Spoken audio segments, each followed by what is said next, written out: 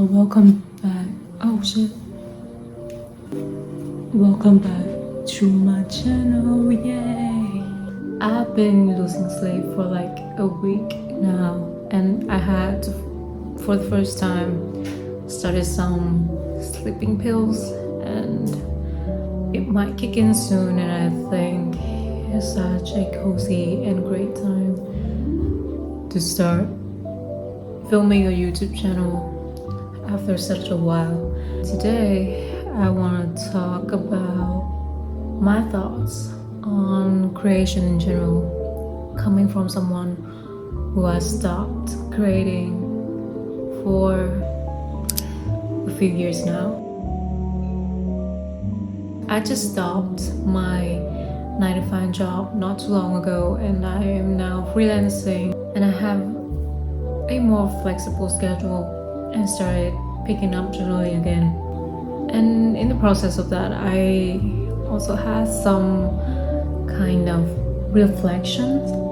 Honestly, journal has been something that I tried multiple times in the past, but I've not been able to commit. Whenever I started an entry, I always try to be very structured, and I feel like I have to come up with a deep or meaningful topic in order to actually start an entry. And I think it's proper to write only when you have like some kind of profound discovery or a kind of poetic way to write about it. And that's why a journal usually takes a few days for me to finish, and most of the time I wouldn't even finish it at all because I feel like it's too much work. And every time I open the journal, I feel like I have to be very careful with what I write. It doesn't feel personal and cozy, and goes against all the purpose of having a journal. And honestly, I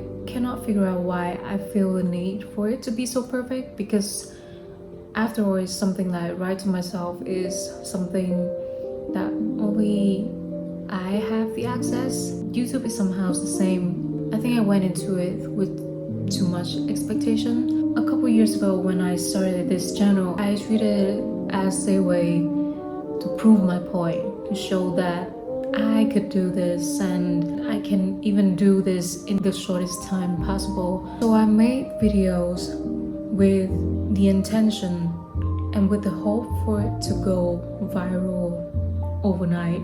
And with one more video that didn't make it, the more frustrated and discouraged I become. From that point on, every video would feel like a process of overanalyzing. I postponed actually creating videos and instead studying by watching videos of others for hours, and then started comparing my ideas to them. I avoid the process of actually creating by doing something else that feels productive but actually contribute no progress at all.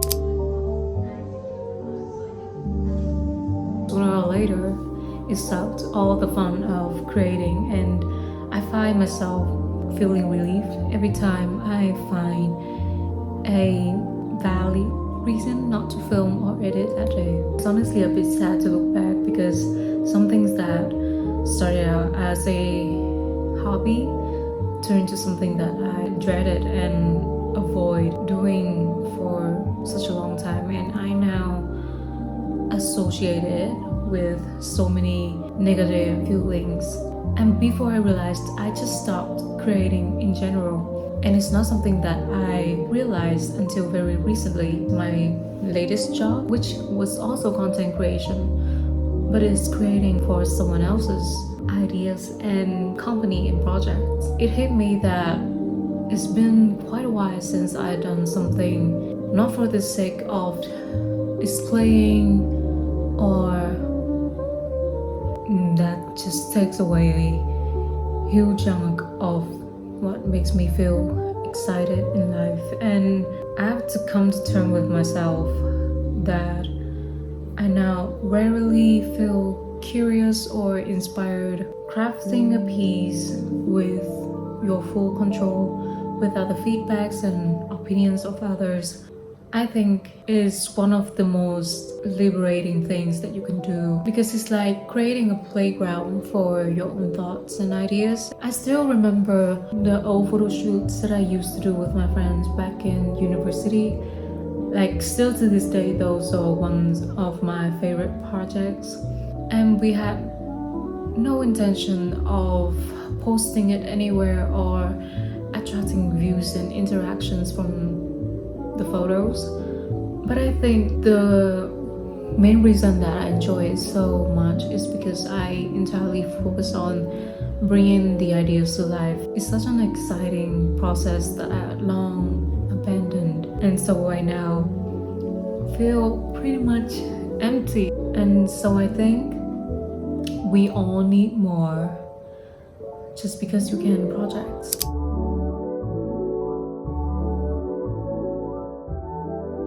We should approach our creative or personal projects in a different light. And there are some ways that I've been doing and hopefully can commit that you might as well want to listen to. First and foremost, let yourself be a little bit shitty, because I believe there will always be a gap between your current capability and your desired outcome when you're starting out. That's why sometimes we cannot carry out our ideas exactly how we envisioned, and why it's cringy to look back at your last projects. But there needs to be a base for you to grow from and develop. And so I think that is very difficult, and sometimes it feels embarrassing, but we need to let ourselves be new and be bad at the things we love. After time, find ways to improve them, but you can only improve when you start. And so I think one way to help is treat your work like a kid. Children aren't afraid to make a mess, and they do things out of curiosity and for fun. I now try to create with a more carefree mind, not pulling myself down with goals and results. Put my focus on the process of creating. I want to reach back that time where I can spend hours doing something without the pressure of being successful and putting meaning to everything that we put out. If you're anything like me, I think the next thing that you need to keep in mind, don't leave your ideas out for too long. If you've thought of an idea and you feel inspired by something, then you better work on it and put it into action as soon as possible. Spend a quality amount of time to execute it, because it's something that I have observed from myself. If I don't put my time and dedication to my project continuously, that for me kill ideas and inspirations over time. I think the act of it gradually make us associate the project and the task into something that is heavy and difficult, and we just slowly finding way to avoid doing it. And I think it's natural to feel like that it will eventually become boring to look at an unfinished idea just rotten before even being properly formed or come to life. You need to prioritize starting and finishing your projects over being perfect. Just remember, you're doing it as a form of experimenting and exploring like a kid, and you can improve and build on it gradually instead of putting all of your hopes and dreams into one project and think that you need to make it immediately. That leads to my final point. Get rid of your excuses.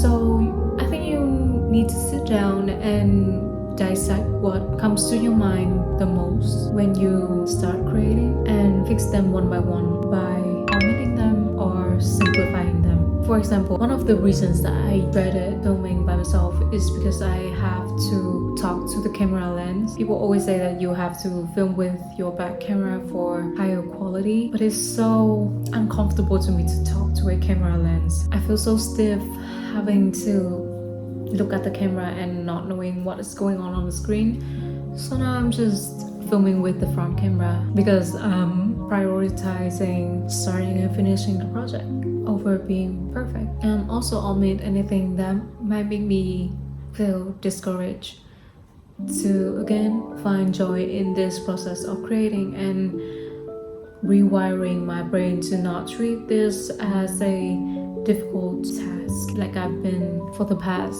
few years. And I think another extra tip that you can do is to add small things that spice things up a little in your creating process, like having this small mic make me feel like I'm having my own show or my own podcast, and in a silly way motivate me to talk more to the camera. I know that this video might not come out good, but I also want to now have my channel as a space where I can share my thoughts and feelings in a more relaxing way and stop putting pressure on myself upon being successful. Honestly, I crave the feeling of like being immersed in something I love. So I hope that if you're somewhat in a similar situation as me, this video can help you a bit in navigating the way back to your creative self. Yes, you should start revisiting your old hobbies, starting personal projects just because you can, or learning